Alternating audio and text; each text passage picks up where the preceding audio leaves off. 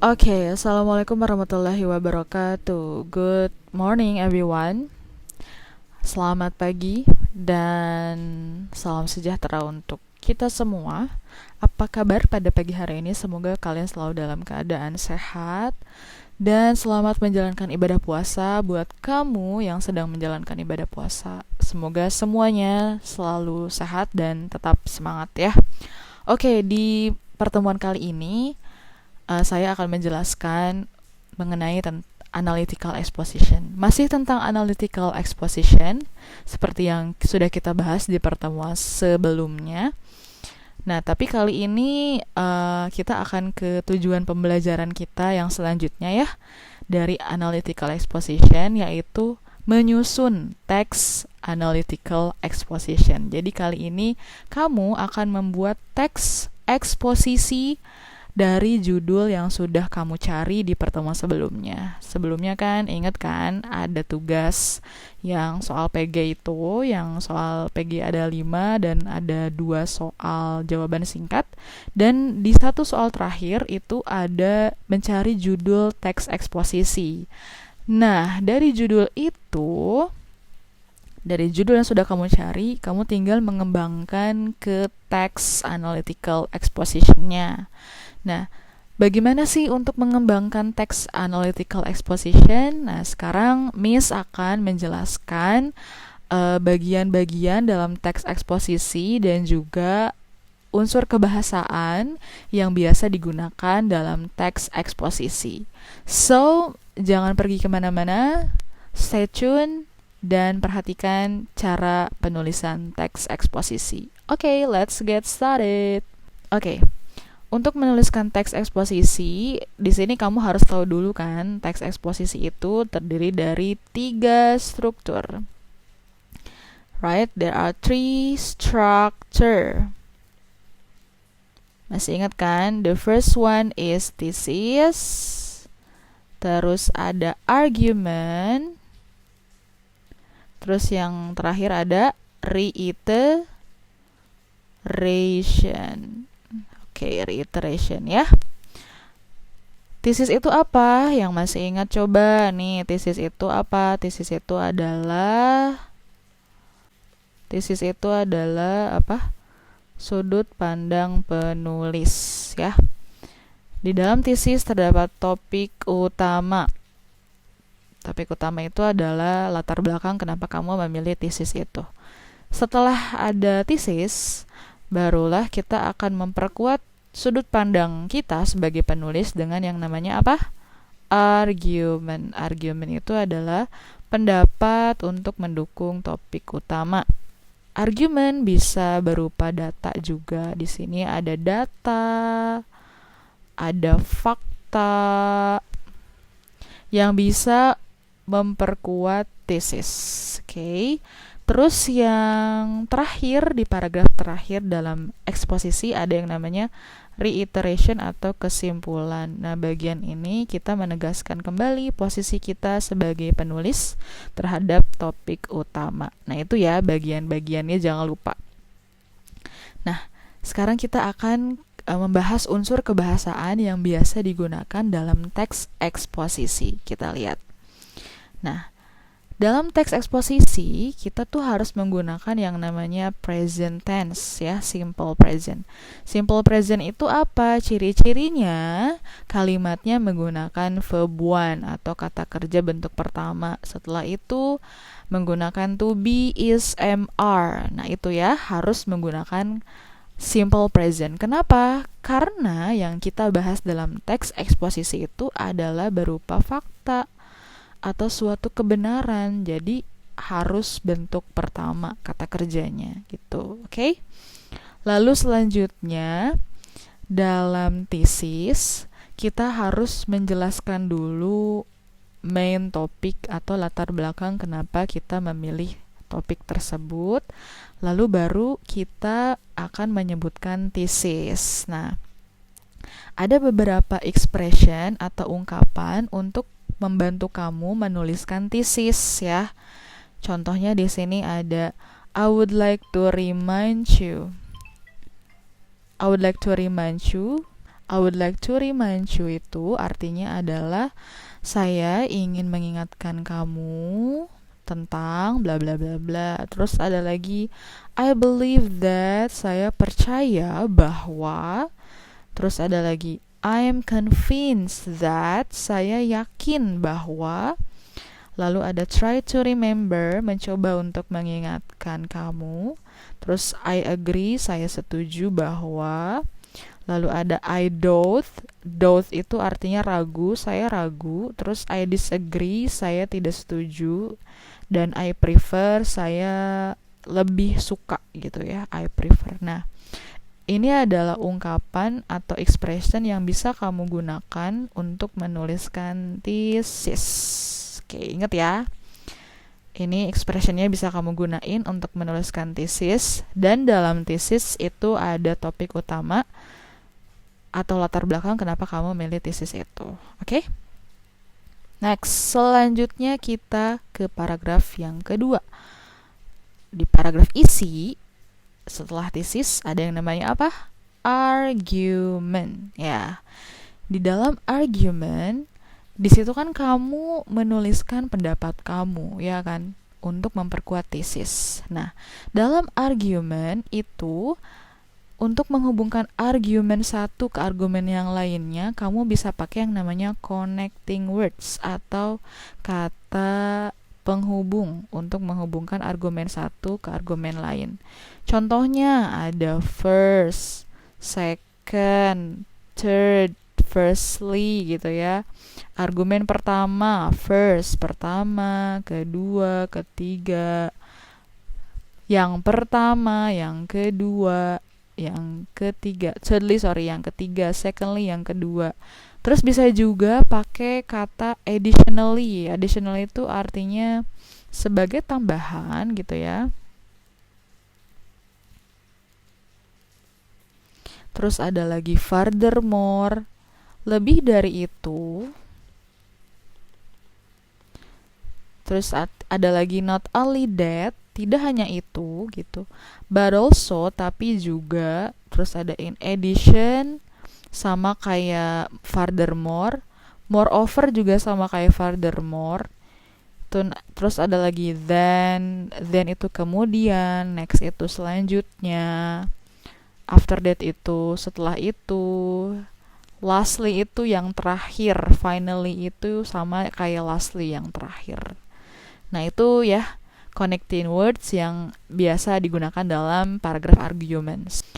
Nah terus dalam paragraf argument itu biasanya kita memperkuat dengan hasil penelitian, data-data untuk memperkuat argumen kan. Nah untuk menyebutkan data atau menyebutkan hasil penelitian, kamu bisa pakai yang namanya saying verbs. Saying verbs itu adalah kata kerja yang biasa digunakan untuk menyatakan sesuatu. Contohnya, research shows that, penelitian menyebutkan bahwa bla bla bla bla gitu ya. Terus ada lagi as people say, according to, menurut siapa gitu ya. It is said that, it is said itu telah dikatakan bahwa.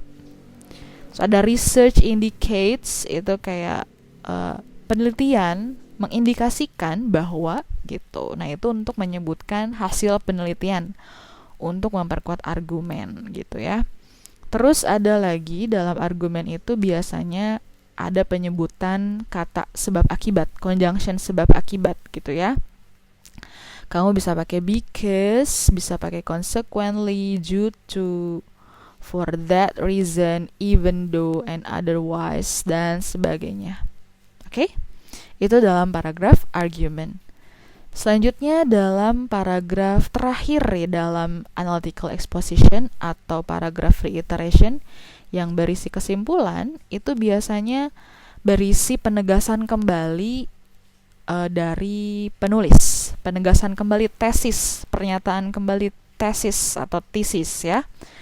Nah, biasanya menggunakan summarizing words. Itu adalah kata untuk meringkas gitu ya. Biasanya pakai kata in conclusion, kesimpulannya gitu ya.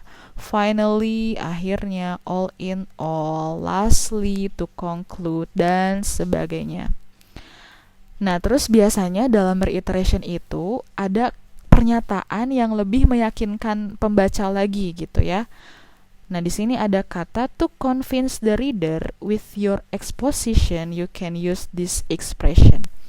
Untuk meyakinkan kembali pembaca tentang eksposisi kamu, teks eksposisi kamu bisa menggunakan ekspresi atau ungkapan di bawah ini.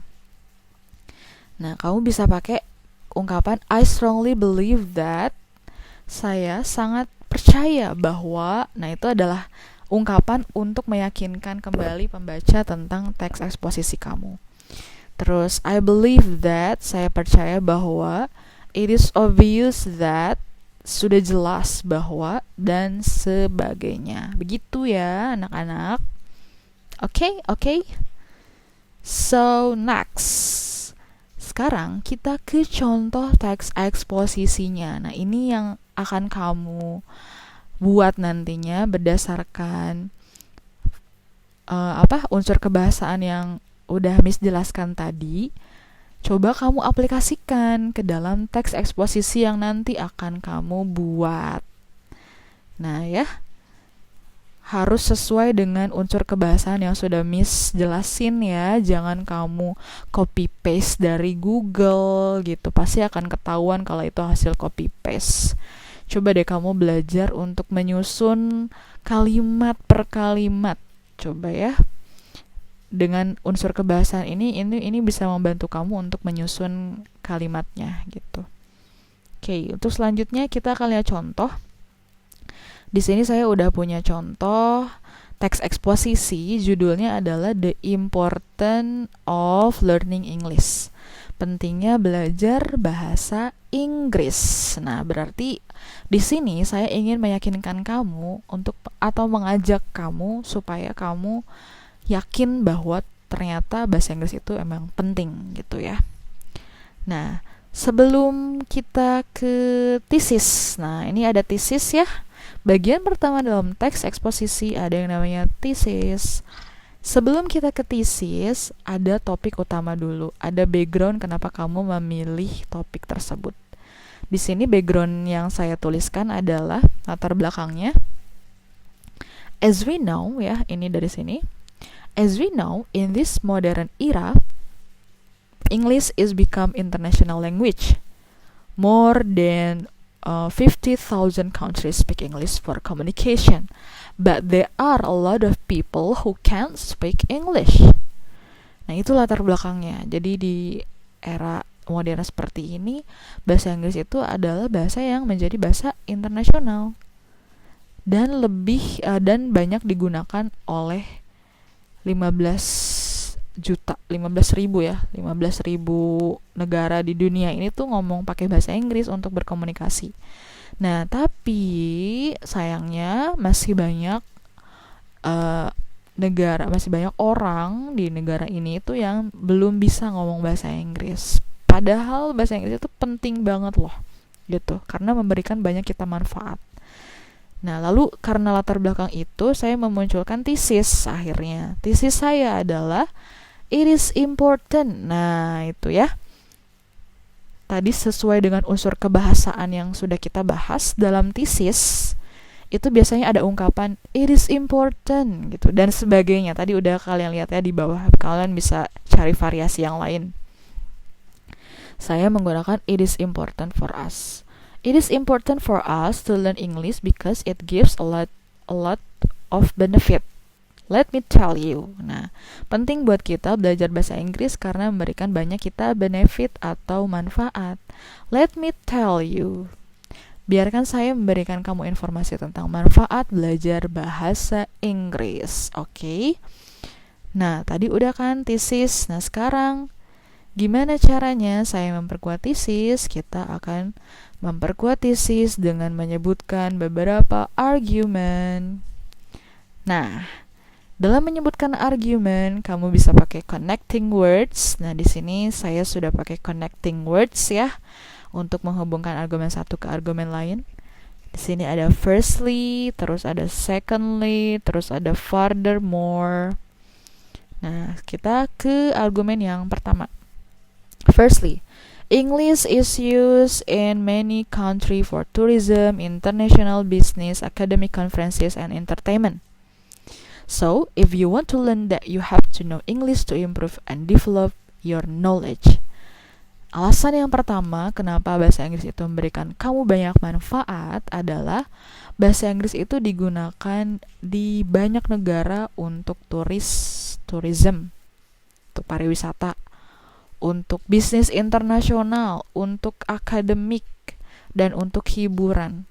Jadi, kalau kamu ingin belajar tentang itu semua, otomatis kamu kan harus belajar bahasa Inggris.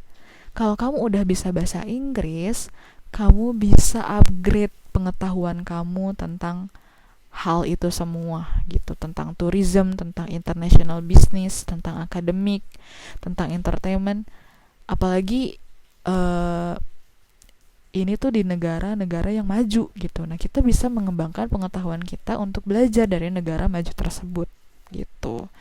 Itu argumen yang pertama.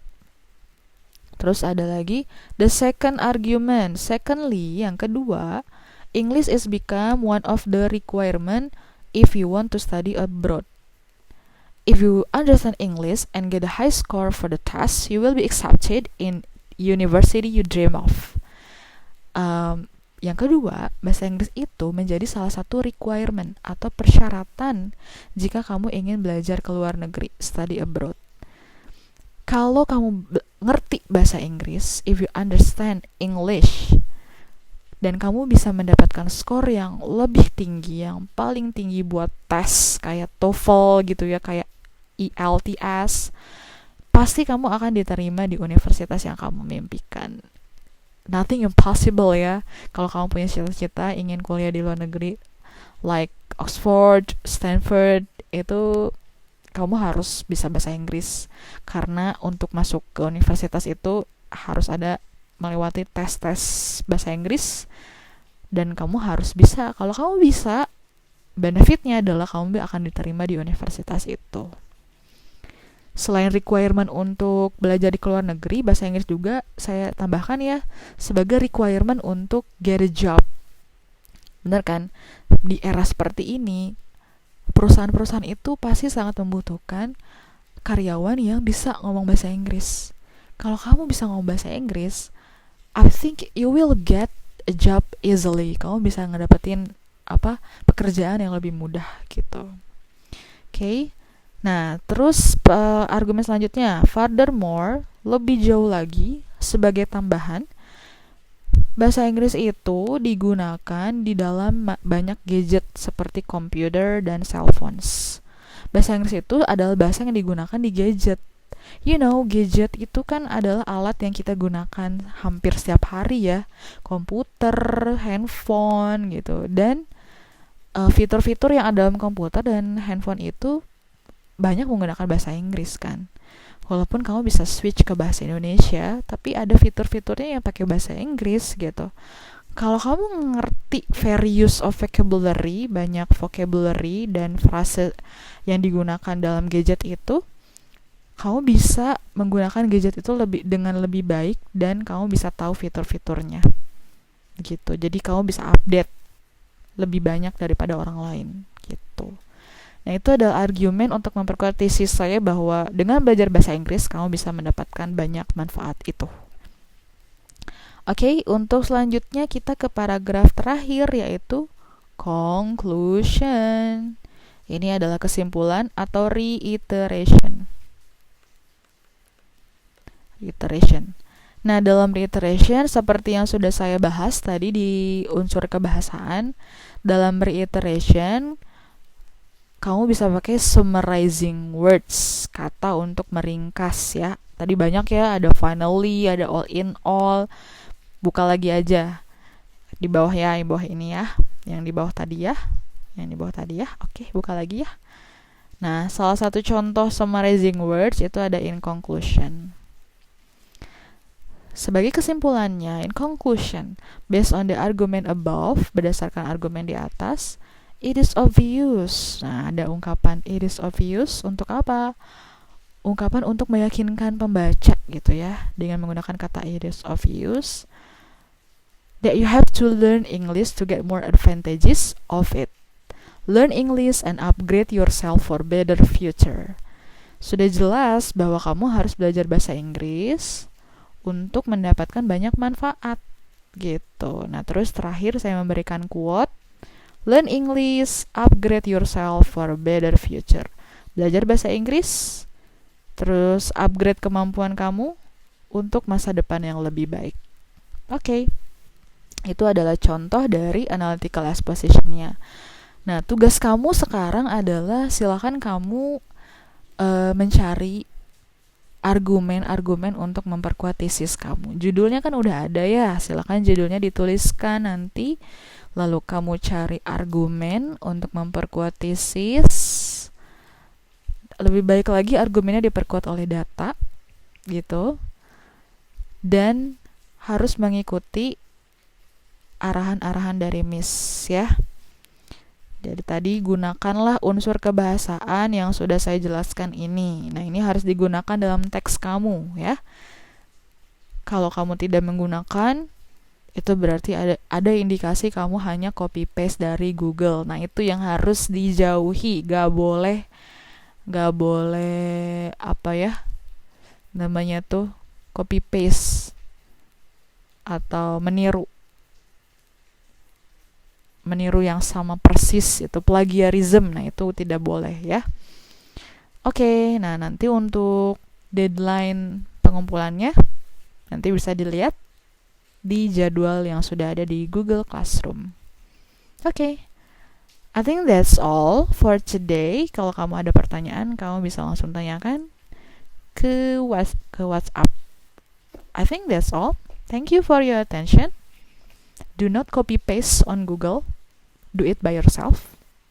Jangan lihat teman, kerjakan sendiri dan kumpulkan tepat waktu. Okay, thank you. Cheerio.